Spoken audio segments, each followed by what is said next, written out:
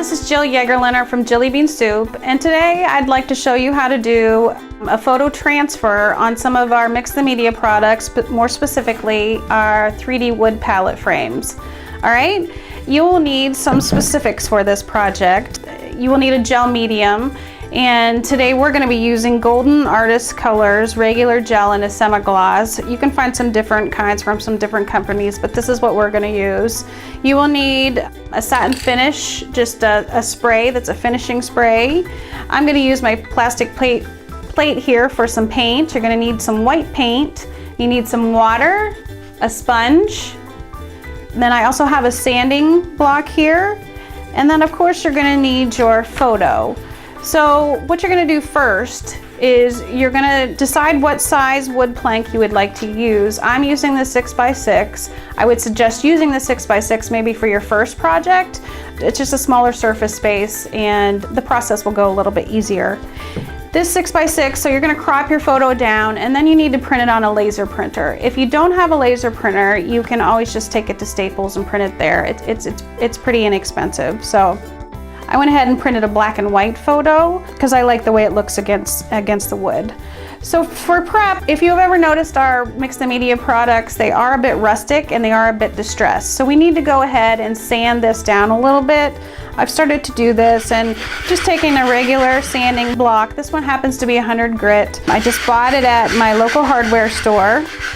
I'm gonna go ahead and sand down some of this distressing off of my wood piece here. Once you get it down to where you're comfortable, then you actually need to paint it white. The reason we're painting it white is because there's white in my photo, and in order for the photos, like the faces and stuff like that, or the white on the photo to come through, you have to paint a white background.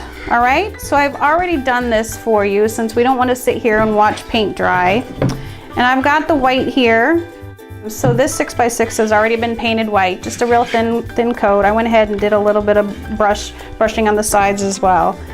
And then next I'm actually going to apply my photo transfer gel medium. So again, I'm using the Golden Artist Colors. This one I'm actually going to use a nice thick coat of it. You really want that photo to transfer, and to do that you have to put a pretty decent thick coat of product on there, okay? And you can use any kind of paintbrush. You can use, one of those sponge brushes, whatever you need. It doesn't need to be perfect, but it does need to be a pretty decent amount. All right, want to get those edges too. All right, get a little bit of excess off here. And then the next thing you're going to do is you're going to take your photo and you're going to put it face down. So we're putting it face down so that the transfer can happen. If you are going to do a photo or some type of image with words, you want to make sure that you print the mirror image so that it shows up right. Okay? So I'm placing this down on my 6x6. And then the next thing that you want to do is if you've got any bubbles in there, if you can see a few bubbles, you want to take either like a credit card or a squeegee of some sort, and you just want to work some of those bubbles out and really get a nice flat surface. You'll see some of the excess kind of coming over the sides here that we can wipe away. All right. All right, so then the trick is here that we actually need to wait for this process. So we need to let this dry overnight. And I highly suggest doing that instead of using like a blow dryer or something like that. You just really want that transfer medium to set. All right, so we've done that already for you. And this is what it will look like when it's actually set up overnight and nice and dry. You can see that the paper finish on the top here is really quite dry. The next step that we're going to do is we're going to take our sponge, and you can use any kind of sponge or you can use a washcloth or anything like that, and we're going to soak this in water. This is going to help some of the paper come up off the photo. All right? So you really need to go ahead and soak this one with a lot of water, and then your paper will start to lift off of that.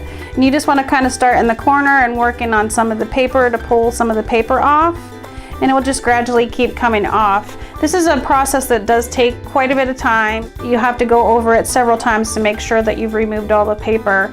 I'm going to pull this sample in right now because I've worked on this for a while, but I didn't completely finish it. So you can see down here where we've got some leftover residue of the paper and then some over on the sides and stuff like that. And also you can notice from this too that we've got a little bit of holes in between, and that will come if you're rubbing too hard or if you just didn't get a great transfer. I want to point that out. It's okay. It just makes it a little bit more distressed looking, and this process isn't perfect. It's something that does require some time and some patience. You can see on Dina's sample here too that there is a little bit of distressing on the sides.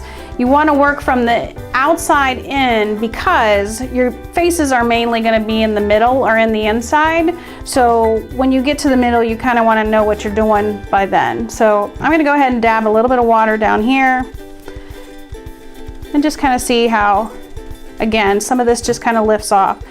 And when it lifts off, you'll see some of the paper coming off, some little bits of paper that are just left. And you can also see how that photo just really starts to pop again. Okay? Again, just kind of use your fingers to rub, and rub gently. You can take the other end of your sponge and kind of wipe off some of that paper. All right? I'm not going to sit here and do this entire process with you. You'll just have to take some time to do it and to play around. Again, if you mess it up really big the first time, sand it off and start over again. That's the nice thing about the wood.